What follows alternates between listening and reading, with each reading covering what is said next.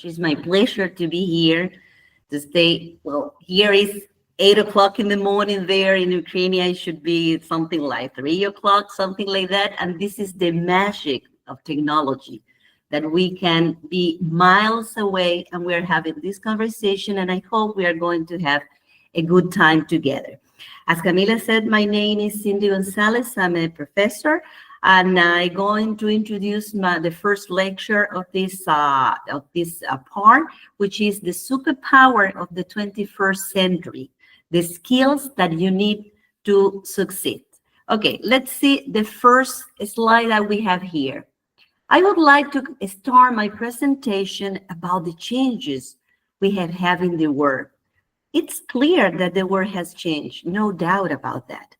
For example, can you imagine that you can survive in the 80s just for one day without Wi-Fi? Kind of impossible, yes? Look at here in this picture, we have the television sets in 1950s, then we have the old-fashioned telephones in the 70s, and now the computers, the laptops in the 2000s, and now, what happened now? What can we see now? What can we have now? Look at this, a lot of inventions, a lot of technology, a lot of communication, everything, everywhere, in every country, in every part of the world, we are in contact. We are learning from other people, and other people are learning about ourselves. For example, if you see here, we have YouTube, we have wireless earbuds, we have virtual reality, we have a lot of platforms just like Meet that help us to be together, okay? For the reason the world has changed, and new technology, new developments, and of course, new skills have emerged. And now we're going to talk about the skills that we need for this century. For example, if you see the transformation of learning across the ages, we can see from the agrarian era that education was primarily informal and focused on practical skills necessary for farming and survival. Everything was very basic. Now we're talking about the 9th century up to the 18th century. Then we move on to the industrial era, where the education became more formalized with establishment of public schooling, okay? And there you see, for example, textbook, blackboards and chalks, slide rules, something like that, okay?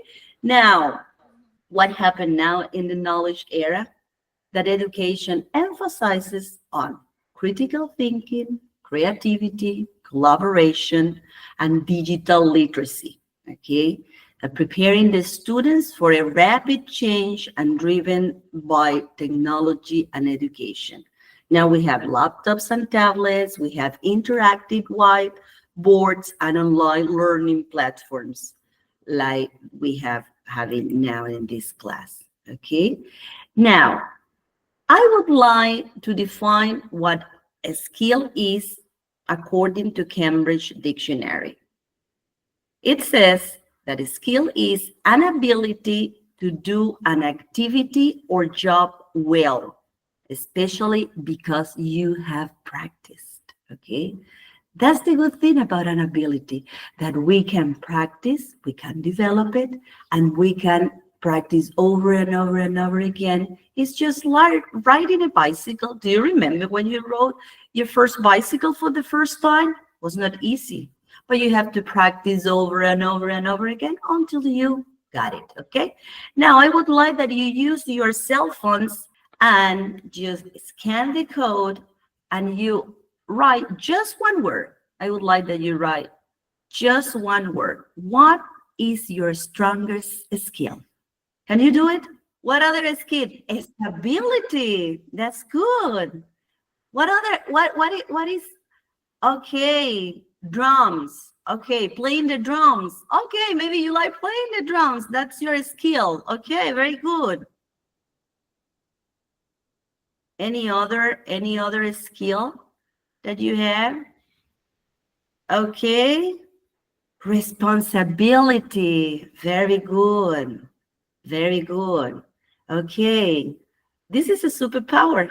Okay. And we're going to see. This is a superpower. Okay. Any other skill that you have? Okay. To be lazy. Okay. That's good. Okay. Stability, lazy. Okay. Very good. Okay, guys. Good. Very good. Communications. Very good. You like to communicate to people. That's important. That's another superpower. If you have it, good for you. Okay, this is another superpower. Okay, guys, as you see, we have a lot of skills in our life. Okay, let me go to my presentation again. I would like to focus on the difference between an ability and a skill, because in English it's different. Okay, actually, I don't know if in Ukrainian you have this differentiation. Okay, but in English, an ability is your natural capacity to do something, something that is natural, something that it comes with you. Okay, it's more innate, and sometimes you are born with it. Okay, for example, someone might have a natural ability for music, for athleticism, or painting. Okay, that's something that comes with you. On the other hand, an ability is something that you develop through practice, learning, and of course, experience. Okay, is the result of a repetition of a skill, an action that you repeat and you make perfect over time. For example, driving is a skill, coding a website is also a skill, or speaking a new language, for example, is a new skill, or for example, riding a bicycle, riding a horse. Those are skills, something that you practice. First you learn, then you develop, and then you practice. Okay, let's take a look to the different skills or abilities that we have here. For example, as I mentioned before, driving or riding a bicycle, and here we have dancing, and here we have knitting, playing soccer, making pastry or making cakes. Okay, for example, speaking a new language or riding a horse. Well, he's a professional, he has practiced a lot. On the other hand, here we have, look at this guy, Mozart. He was a combination of ability for music and a skill, because he has practiced a lot. Okay, and here, for example, Picasso, here is also a combination of ability and a skill. Oh, look at this, Usain Bolt. Okay, a combination of William Shakespeare. So as you may see, we have abilities that come with us, and we have a skill that we practice. And now the 21st, for the reason we call the 21st century skills, because there is a package of skills that we are going to practice. We're going to learn first, we're going to practice, and we're going to okay, sorry.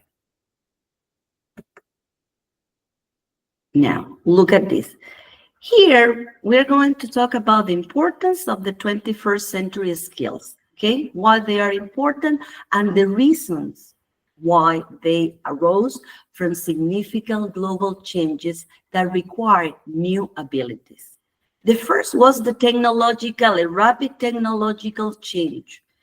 Technology is rapidly evolving, okay, transforming communication, work, learning.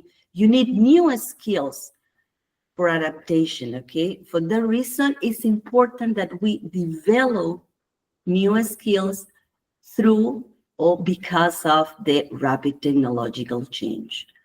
Next, we have information explosion. There is a lot of information around us. Okay, so it's essential to find, evaluate, and use it very wise. Okay, and that's critical thinking. That's it. One of the superpowers is critical thinking, as we are going to see later. Then we have complex changes.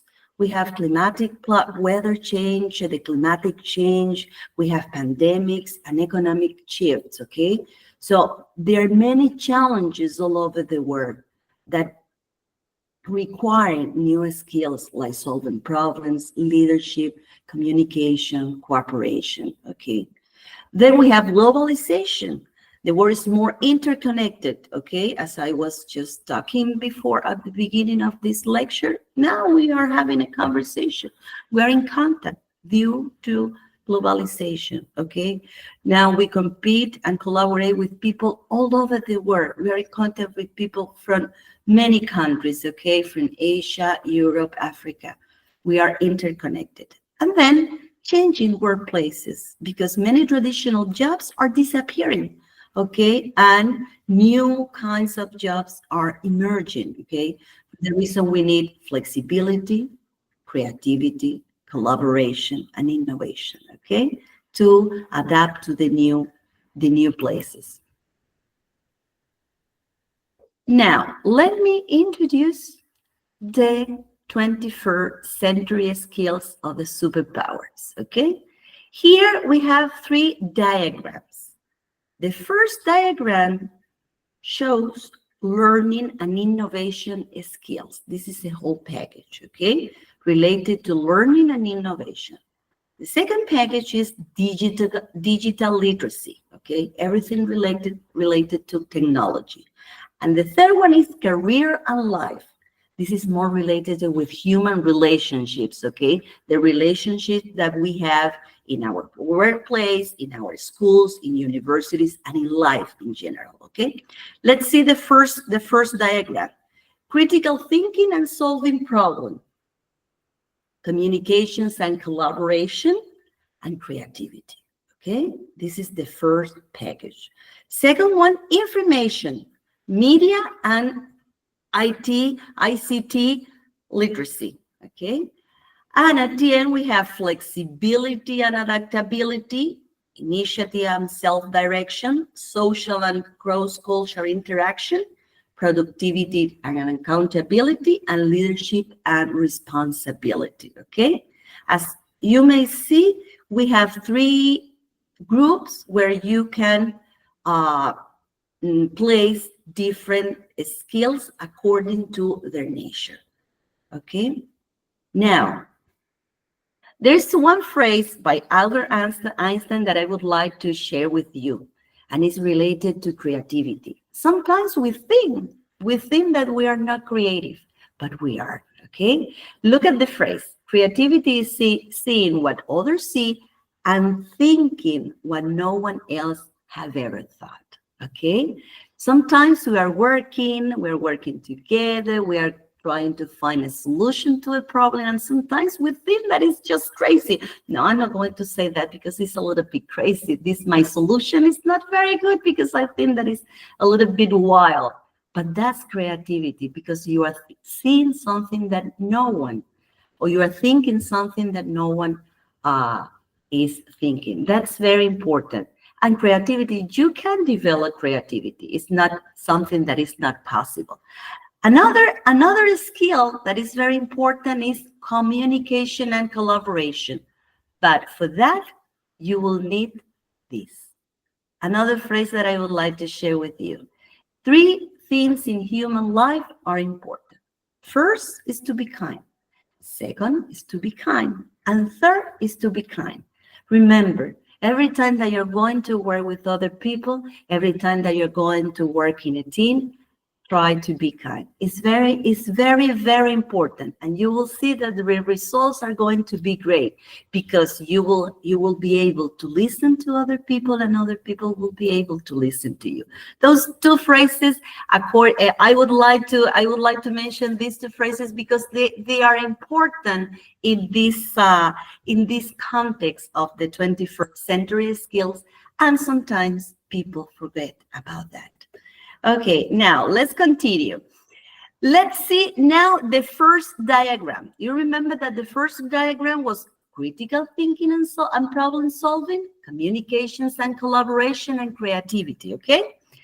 Now, I would like that you tell me how do you identify the three skills? For example, a student identifies flaws in a proposed plan for a school event, suggests improvement, and helps redesign the schedule to avoid conflict. Which one do you think is the skill here?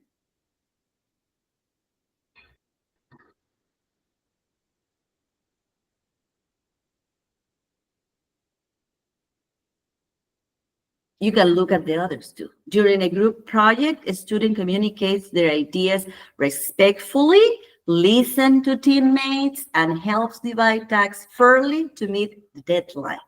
And the third one, the student designs an eco-friendly packaging concept for a class project using recycled materials and presents it in a visual, appealing way. Which one do you think is each skill? Case we have critical thinking and solving problem, okay? And the second one we have communication and collaboration. Oh, okay, look at this. A student communicates their idea respectfully, okay? Very important. And in the third one, we have creativity. A student designs an eco-friendly packaging concept for a class, okay? So he has been very creative, okay? Very good. So here you can see an example of each skill, something that is important, that you don't think about the skill in a very blurry way, okay? For the reason I brought an example for each case. Now, let me introduce to design thinking. Actually, I don't know if you are aware of design thinking or if you have worked with design thinking before, but design thinking is a problem-solving approach, okay, that focuses on understanding user needs, and it generates creative ideas, testing solutions through an interactive process, okay? If you ask me, design thinking is a problem-solving approach, but with design thinking, you can practice, or you can put into, you can use creativity, problem solving. What other skill do you have there? Communication, collaboration, okay? The four skills you can practice, you can develop, you can exercise with this kind of approach, okay? Let me just show you a little bit about this problem-solving approach. It has 5 steps, okay? The first one is emphasize. You start by understanding the problem. Talk to people, ask questions, and observe. That's the first step. You have a problem, then you observe the problem. You talk to, what do you think about the situation we have here? And then you receive all the information. You have a background for that problem, okay?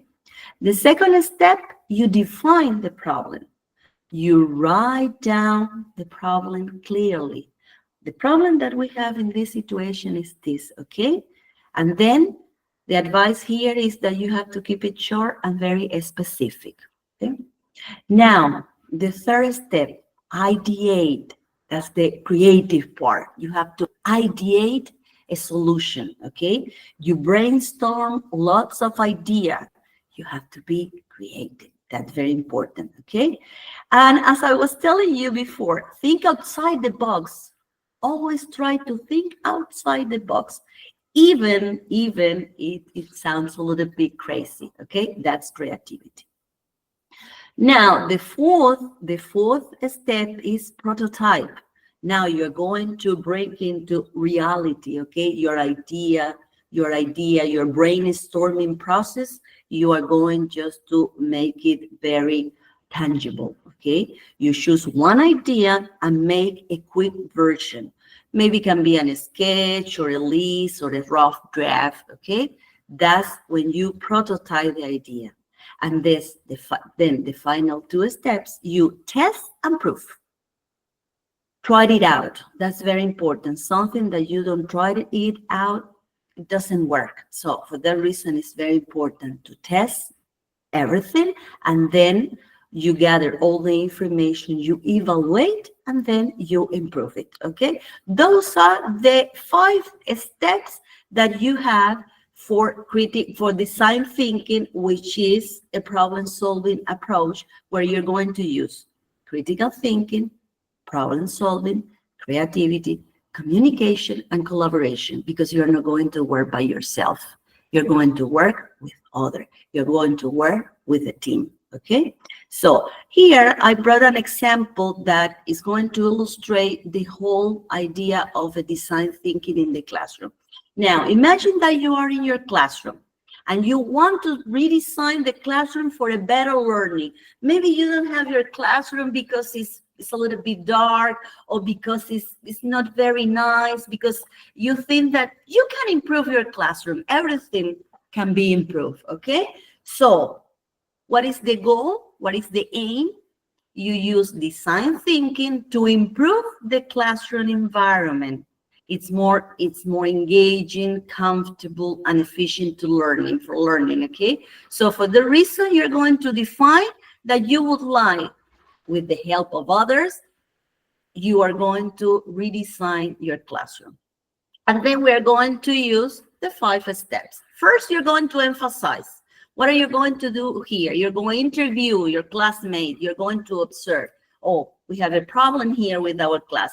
Maybe we should take a better place here. Maybe we can have some plants. Maybe we can bring some posters. Maybe why don't we paint a little bit here, and okay, to illuminate a little bit more our classroom, okay? That's what you are going to do. Interview people to see what the problem is, okay?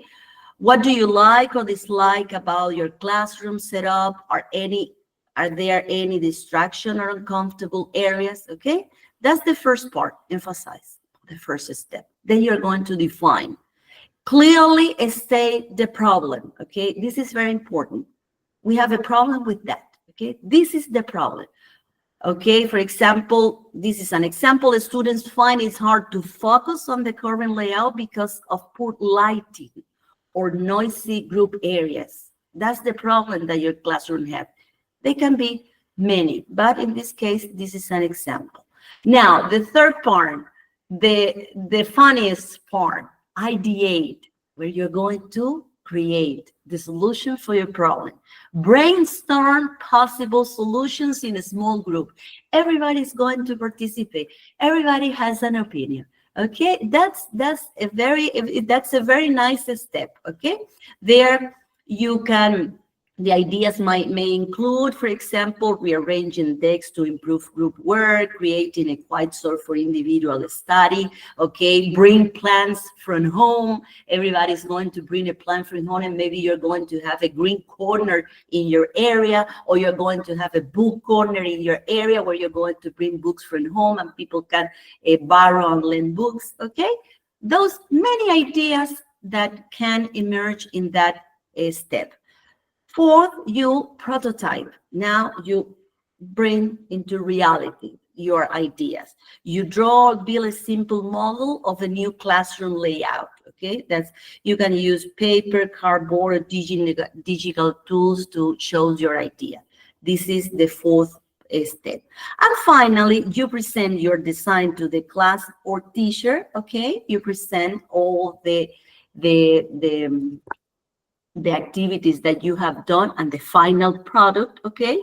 And you collect feedback. It's very important. Every time that you finish a process, it's very important to collect feedback, okay? You interview people again, or maybe you can do make a survey, okay? Or interview people. What do you think about that? Do you think that we have improved? Is it much better? How do you feel about it? That's very important. And then you reflect. Something that is just very important too, you reflect and you adjust the prototype based on suggestion. And you may see this is design thinking, okay, in a very clear and real example. And we have practiced, we have explored, and we have developed critical thinking and problem solving, creativity, communication, and collaboration, doing just one activity. Now let's go, let's go to the second package of skills. In this case, we have information, media, and ICT literacy, okay? Where you need to be aware and you need to be informed and you need to be all the skills for the digital environment, which is very important because now everything, many things are just on that, on platform or on digital formats. For example, here in the column on the right column, the left column, we have the description on every ability and an example. I think that it's very good that you have the description or the definition, but the example, okay? For example, the ability to critically analyze and evaluate media content, just like videos, news, ads, social media, to understand its purpose and message and reliability, okay? So if you're analyzing or critically analyzing and evaluating media content, that is media literacy, okay? Everything which is in that platform or in videos, news, art, social media, those are media literacy, okay? And their critical thinking is very important because you should know, okay, this information, this video is very good, this video is very well done, and the information here, I can trust about that, I can trust on that information. That's very important that you also apply critical thinking here, okay? The second one is the ability to find, evaluate, and use information effectively for a specific purpose. In this case is information literacy, okay? And the third one is the ability to use digital tools like computer, tablets, of software. Of course, this is information and communication technologies literacy. As you may see in this column, in the left column, we have the definition. But in the left column, in the right column, we are going to see the example. For example, number one, a student creates a group presentation using Google Slides and collaborate online with classmates to edit it in real time. What do you think is that? Of course, in this case, this is information and communication technology, okay? You see this one with this one, okay? Ability to use digital tools, so the students creates a group presentation using Google Slides. Number two, a student watches a viral video and checks if information is accurate and whether the source is trustworthy before sharing it. Of course, in this case is media literacy, okay? The ability to critically analyze and evaluate media content, okay? And finally, while researching for a school project, a student uses academic database instead of random website and checks the credibility of sources. Of course, in this case, we are talking about the ability to find, evaluate, and use information effectively for a specific purpose. As you may see in this case, and in this case, we are going to use critical thinking. The ability to critically analyze.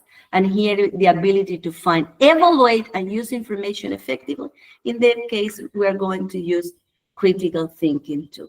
Okay, if you may see the abilities, you can mix abilities, and sometimes you have abilities from one area to another because they are interconnected. And finally, we are going to see, or we are going to analyze career and life skills. Okay, they are more social. They are related to the relationship we have with others, okay, and with ourselves too. For example, the first one, flexibility and adaptability. You have to be flexible to adapt, to change, and stay open-minded, okay? That's very important. Open-minded to different views, to different opinions, okay? That's very important. Okay, initiative and self-direction. Okay, in this case, you are going to take charge of your learning and goals, okay? Social and cross-cultural interaction. You're going to interact with other people from different backgrounds, from different countries, all over the world, okay? So that's very important that you respect other culture, other people, you listen to others the same way that others should listen to you. That's very important. In the way that you work well with people from different countries, background, different people all over the world, or even in your country, okay? Productivity and accountability. In that case, you have productivity and accountability is related to get things done and take responsibility of the things you do. And finally, leadership and responsibility. It implies guide others and make thoughtful decisions, okay? As you may see, this is the last diagram that I presented to you, and those skills are more related, these skills are more related to the social environment, the contact that we have with others, and of course, with ourselves. Now, why these skills are superpowers? Easy. In 6 steps, we are going to see. First, they prepare for the future. Second, they build problem solving. That's very important nowadays, that you have the skill, the ability, the capacity to solve problems. Third, enhance communication. You can practice communication. Maybe there are people that they are a little bit shy, or maybe they don't have the skills to communicate what they think, but that's something that you can practice, and that's something that you can do if you practice and you develop, of course. 4, encourage lifelong learning. Remember that we're learning all the way we are learning. Okay, that's very important that you know that what we are learning today, we are going to use it in the future, and we are going to keep learning all the time. 5, promote global awareness. It's very important that we be aware of what is happening, not only in our country, not only in our city, not only all over the world. So that's very important. And number 6, boost confidence and leadership. For that reason, all the 21st century skills are important, and for that reason, we call them the superpowers for this century. Now, let's see what happened here. Here, I have brought to four professions. As you may see, the first one, she's a YouTuber. The second is a teacher.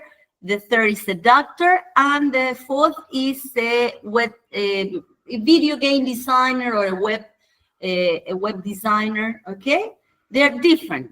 They are very different. But as you may see here, they develop different skills.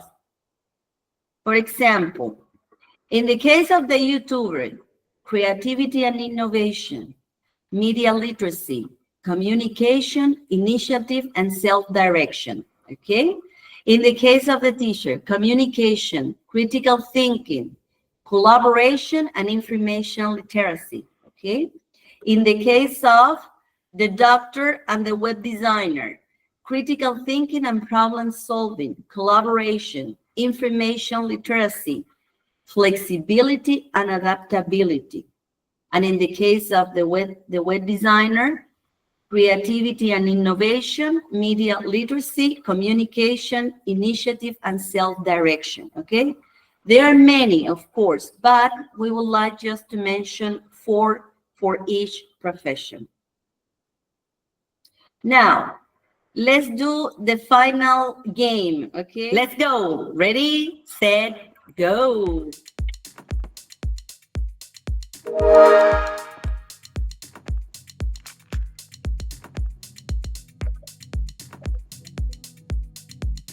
Okay, very good. Very good. Very good. Okay, Vlad. Very good, Vlad.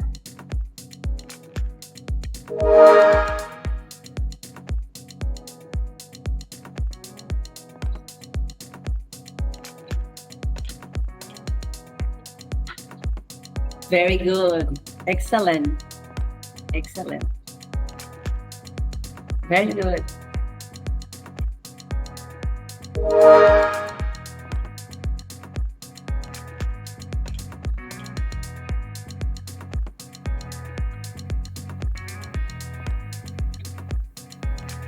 Excellent. Okay. Okay. Very good.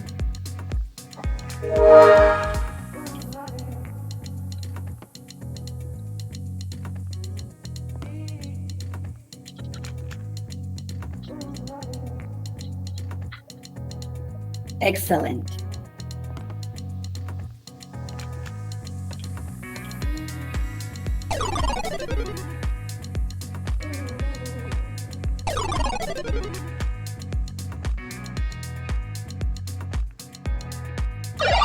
Okay, Boloshi. Very good. Excellent. Good. Now, I would like that by the end of this class or this lecture, you think, you reflect yourself, and then you think about what do you think is your strongest 21st superpower and why, okay? Maybe when you finish this class or when you are at home or when you are in another class, just think, what is your strongest 21st century superpower and why do you think it is, okay? This is the first question. This is a reflection for whom, okay? You can reflect on that, or maybe you can exchange with your classmate, with your family or your friends. And the second question is, which one do you want to work on, okay? There's one or two that you think, I don't feel very comfortable with this skill, okay? And think about that skill or these skills and why you think they are not your strongest, okay? And how can you work on your skills? My last message is that it's not impossible, that you got to start building your superpowers today. It's not something that is not impossible. You can do it by yourself. You can do it with others, okay? But it's something that you can explore first, you can develop, you can practice, you can experience, and then you will have that skills where you're going to use them not only in your life, but also in your work, in your future careers, in the university. In many areas, you can use these superpowers because they are very important for career, for life, for studies, okay? So this is my presentation for today. It has been a pleasure. Thank you very much for your time and your patience. Bye-bye. Thank you.